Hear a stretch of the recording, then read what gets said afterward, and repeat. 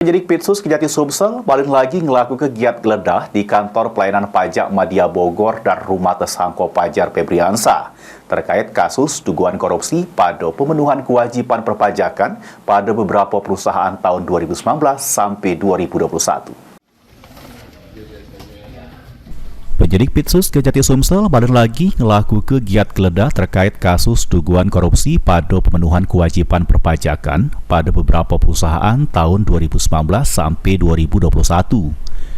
Penggeledahan ini dilaksanakan pada 29 sampai 31 Januari 2024 liwat yang berlokasi di kantor pelayanan pajak Madya Bogor dan rumah tersangka Pajar Febriansa di Kabupaten Kuningan, Jawa Barat.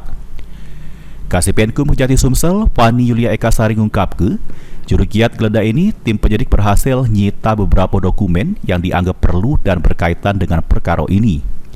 Ditambah ke Fani, barang yang didapatkan dari hasil penggeledahan tersebut bakal tim penyidik teliti terlebih dahulu.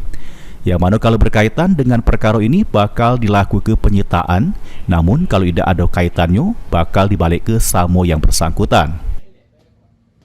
Dari hasil penggeledahannya apa aja yang didapatkan, Bu? Oke, dapat kita infokan yang kita peroleh dari hasil penggeledahan itu berupa satu bundel dokumen ya, yang diperlukan itu berupa data-data maupun surat seperti itu. Barang yang udah disita ini selanjutnya diapakan, ya? Barang yang kita dapatkan dari hasil penggeledahan tersebut apabila memang setelah kita teliti lebih lanjut diperlukan dalam perkara ini dan berkaitan dengan perkara ini, kita akan lakukan penyitaan dan apabila tidak terkait dengan perkara ini kita kembalikan kepada yang bersangkutan seperti itu.